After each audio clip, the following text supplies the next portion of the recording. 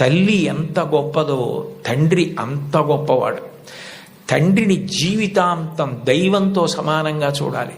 పితృదేవో భవ, భగవంతుడే తండ్రి రూపంలో ఉన్నాడు. వేదంలో, యజుర్వేదంలో అష్టమానువాకంలో రుద్రాధ్యాయంలో అంటారు, నమ శంకరాయచ మయస్కరాయచ నమ శివాయచ శివతరాయచ అని. మన కంటికి కనపడని భగవంతుడు తండ్రి రూపంలో ఇంట్లో తిరుగుతున్నాడు. ఎప్పుడు బిడ్డ వృద్ధిలోకి రావాలని అహరహం కోరుకునేవాడు ఎవరైనా ఉంటే తండ్రి. తను ఎంత కష్టపడనివ్వండి, ఆయన బెంగ పెట్టుకోడు. కానీ ఆయన కోరుకునేది ఒకటే, పుత్రాదిచ్చేత్ పరాజయం. తను ఎంత కీర్తి సంపాదించినా తనకన్నా కూడా కీర్తివంతుడు కొడుకై, ఈయన కన్నా ఈయన కొడుకు గొప్పవాడండి అనిపించుకొని కొడుకు చేతిలో ఓడిపోతాట తండ్రి ఆనందపడిపోతాట. అంటే తండ్రికి ఈ కొడుకు పట్ల ఎంత ప్రేమ ఉంటుందో చూడండి. ఈ సందర్భం వచ్చింది కాబట్టి మీకు ఒక విషయం మనవి చేస్తాను. నేను ఒకప్పుడు విశాఖపట్నంలో ధర్మసోపానాల మీద ప్రసంగాలు చేస్తున్నాను. ఆ రోజుల్లో విశాఖపట్నంలో ఉన్న పాఠశాలల్లో ఉన్న విద్యార్థులకి మా నాన్నగారు అన్న విషయం మీద మాట్లాడమని వ్యాసరచన పోటీ నిర్వహించారు. వ్యాసరచన పోటీ నిర్వహిస్తే కొన్ని వందల మంది పిల్లలు పాల్గొన్నారు. అందులో 10 పేపర్లు చిట్ట చివర సెలెక్ట్ చేసి నాకు పంపించారు. ఇందులో ఫస్ట్, సెకండ్, థర్డ్ ప్రైజులు నిర్ణయించమని.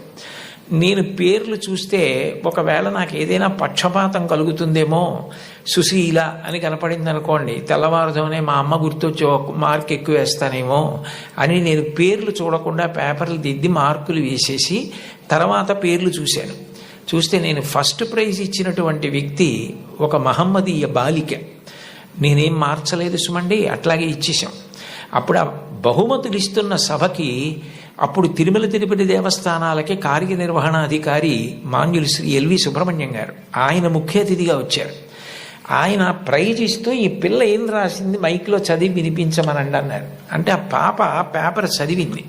అందులో ఆమె ఏం రాసిందంటే, వాళ్ళ అమ్మగారు టీచరు, వాళ్ళ నాన్నగారు కూడా ఏదో ఉద్యోగం, ఆయనకి బ్లడ్ క్యాన్సర్ వచ్చింది, చూసుకోలేదు, ముదిరిపోయింది, 3 నెలల్లో చనిపోతారని చెప్పారు.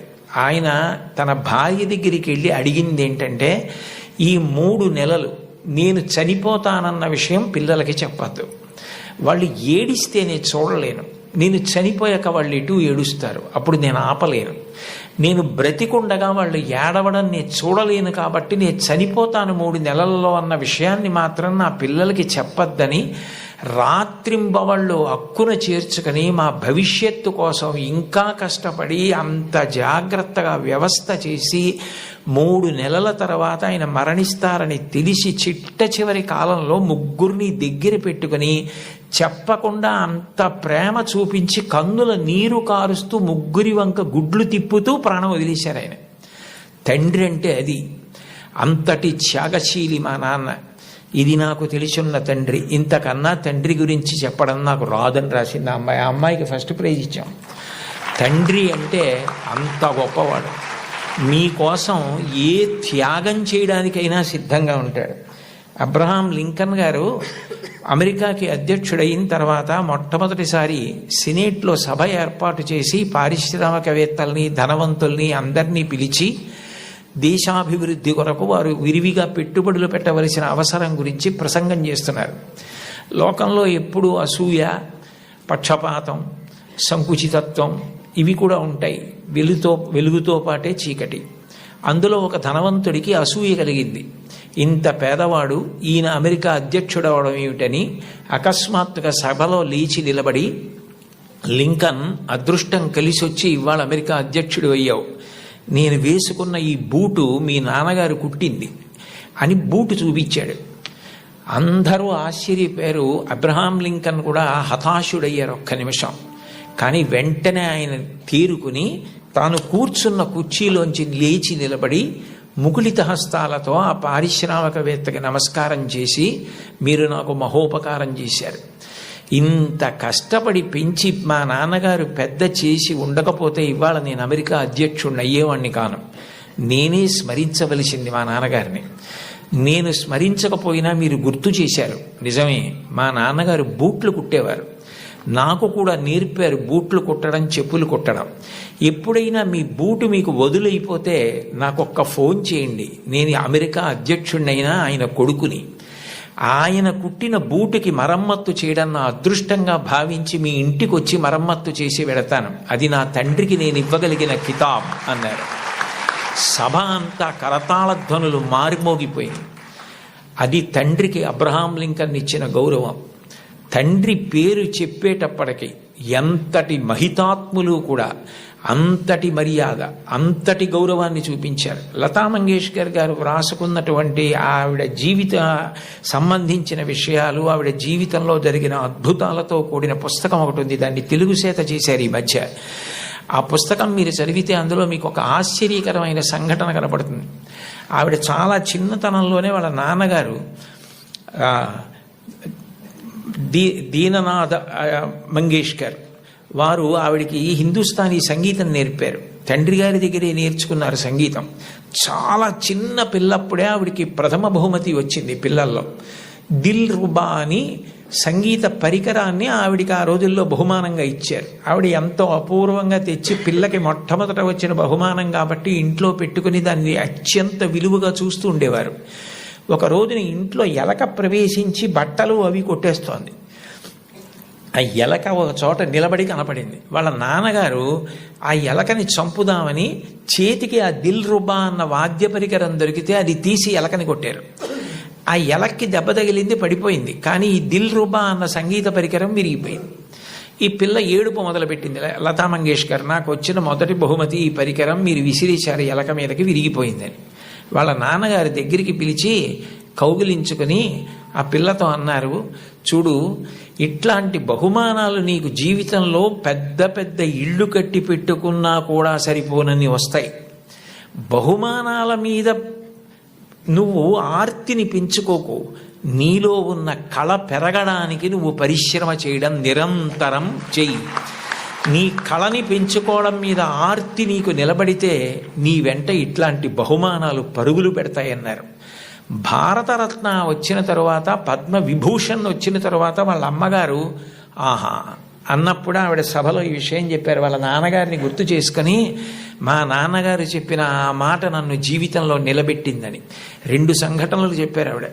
2 అణాల నాణ్యం ఉండేది ఆ రోజుల్లో. ఆ 2 అణాల నాణ్యం, చల్లని నాణ్యం ఒకటి ఇంట్లో ఉంది, ఓ పక్కన పడేసి, ఓ పిల్లాడు నేను మారుస్తాను ఈ నాణ్యం అని దుకాణానికి పట్టుకెళ్ళి ఏదో వస్తువులు అడిగితే ఆ చిల్లర నాణ్యం చూసి ఆ సరుకులమ్మే వ్యక్తి ఇది చల్లని నాణ్యం అవతల పోవని పంపించేశాడు. లతా మంగేష్కర్ చిన్నపిల్ల గౌన్లు వేసుకొని తిరుగుతున్న రోజులు, నేను చూడు వెళ్ళి విజయం సాధించి సరుకులు పట్టుకొస్తానని పరిగెత్తికెళ్ళి గల్లా పెట్టెని ఉండేది, అది పెట్టె తెరవక్కర్లేదు, కన్న ఉండేది, అందులోంచి నాణ్యాలు పడేసేవారు పూర్వం. ఆమె వెళ్ళి ఇదిగో బేడ అంటే 2 అణాల నాణ్యం అనమాట, ఆ కన్నంలోంచి లోపల పడేసి కావలసిన వస్తువులను తీసుకుని వచ్చేసింది ఇంటికి. వస్తువుని ఆ పిల్లాన్ని చూసి, చూడు నువ్వు వెళ్ళి చల్లని బేడతో ఏం తేలైపోయావు, నేను తెచ్చానంది. ఆ మాట విన్నారు. విని లోపల నుంచి బయటికి వచ్చి దీననాథ్ మంగేష్కర్, నువ్వు నీ గొప్ప కాదు, నువ్వు నా కూతురువని మీ పెట్టెలో పడేశాను ఇవ్వండి అంటే తీసి చూడకుండా వస్తువులు ఇచ్చేశాడు. కానీ ఇవాళ సాయంకాలం ఆయన డబ్బులు లెక్క పెట్టుకుంటాడు. చల్లని బేడ దొరుకుతుంది, గుర్తు పట్టచ్చు పట్టకపోవచ్చు. నువ్వు ఇలా మోసం చేయడం ఈ వయస్సులో నేర్చుకుంటే నీ జీవితం ఎలా వృద్ధిలోకి వస్తుంది, నువ్వు ఎట్లా బాగుపడతావు? ఈసారికి నీకు చిన్నతనం కలిగితే కలిగింది, నీకు ఇంకొక బేడ ఇస్తాను, ఈ బేడ పట్టుకెళ్ళి నువ్వు ఆయనకి ఇచ్చేసి, అయ్యా నేను మిమ్మల్ని మోసం చేశాను, మీ గళ్ళాపెట్టెలో వేసింది సరి అయిన బేడ కాదు, నేను తప్పు చేశాను, ఇంకెప్పుడు ఇట్లాంటి పని చేయను, నా తండ్రికి అగౌరవం తేను, మా నాన్నగారికి ఈ విషయం తెలియదు, నన్ను మందలించి పంపారు అని చెప్పి వెళ్ళి ఇచ్చేసి వచ్చేసేయండి. ఆమె ఆ నాణ్యం పట్టుకెళ్ళి ఇచ్చేసి క్షమాపణ చెప్పి వచ్చేశారు. ఆ సంఘటన నా జీవితాంతం నాకు జ్ఞాపకం ఉండిపోయింది. ఆ పైన నా జీవితంలో నేను ఎప్పుడూ ఎవరిని మోసం చేయడానికి ఇష్టపడలేదు, మా నాన్నగారి ముఖం ఆయన మాట గుర్తొచ్చింది అని చెప్పుకుంది ఆవిడ. తండ్రి మాట పిల్లల్ని చిక్కుతుంది, తండ్రి మాట పెడచెవిన పెట్టకండి.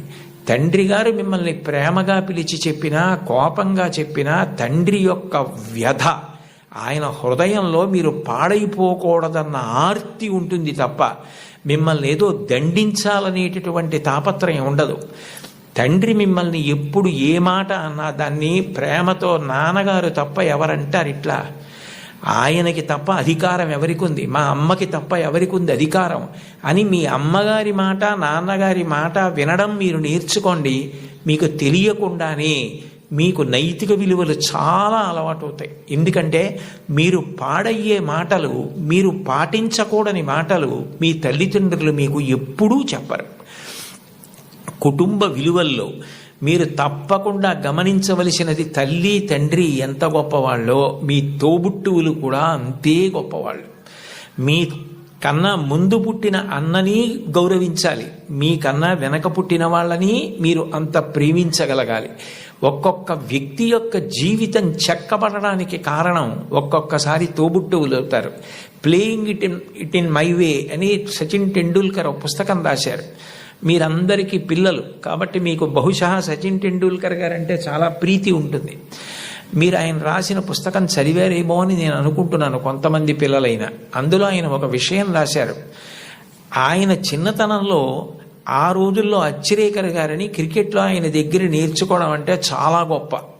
అచ్రేకర్ గారి దగ్గర క్రికెట్లో శిక్షణ పొందడం కోసం టెండూల్కర్ గారు వెళ్ళినప్పుడు ఆయన్ని తీసుకెళ్ళింది ఆయన అన్నగారు అజిత్. అచ్రేకర్ టెండూల్కర్ని నిలబెట్టి కొన్ని బాల్స్ బౌలింగ్ చేయించి ఏది ఆడు అన్నారు. అస్సలు సరిగా ఆడలేకపోయారు టెండూల్కర్. ఆడలేకపోతే వెంటనే గురువుగారు అచ్రేకర్ చూసి, అబ్బాయి పిల్లవాడు ఇంకా సరిపోడు, వచ్చే వేసంకాలం సెలవుల్లో తీసుకురండి అన్నారు. అన్నగారు అజిత్ పరిగెత్తుకుంటూ అచ్రేకర్ దగ్గరికి వెళ్ళి, కాదు కాదు, మా వాడి వ్యక్తిత్వంలో ఒక బలహీనత ఉంది, వాడు చాలా మొహమాటస్తుడు, సిగ్గు, భయం, బిడియం, మీరు చూస్తున్నారన్న బిడియంతో ఆడలేకపోయాడు. మీరు సరే నువ్వు కాసేపు ఆడుతుండు, నాకు పనుంది అని దయచేసి మీరు కొంచెం దూరంగా వెళ్ళిపోయి మా వాడి ఆట తీరు పరిశీలించండి, అప్పుడు మీకు నచ్చకపోతే మా వాడిని తీసుకోవద్దన్నారు. ఏమిటో ఈ పిల్లాడు ఇంత ఆర్తిగా చెప్తున్నాడు తమ్ముడు గురించి చూద్దామని అచ్రేకర్ గారు సరే అట్లాగే చేస్తానని, టెండూల్కర్ నువ్వు ఆడుతుండు, నాకు చిన్న పనుంది మళ్ళీ వస్తానని దూరంగా వెళ్ళిపోయి చూశారు. అద్భుతమైన స్ట్రైట్ డ్రైవ్స్ కొడుతున్నాడు టెండూల్కర్ గారు. చూసి ఆశ్చర్యపోయినటువంటి అచ్రేకర్ తిరిగి వచ్చి టెండూల్కర్ని శిక్షణ ఇవ్వడానికి తీసుకున్నారు.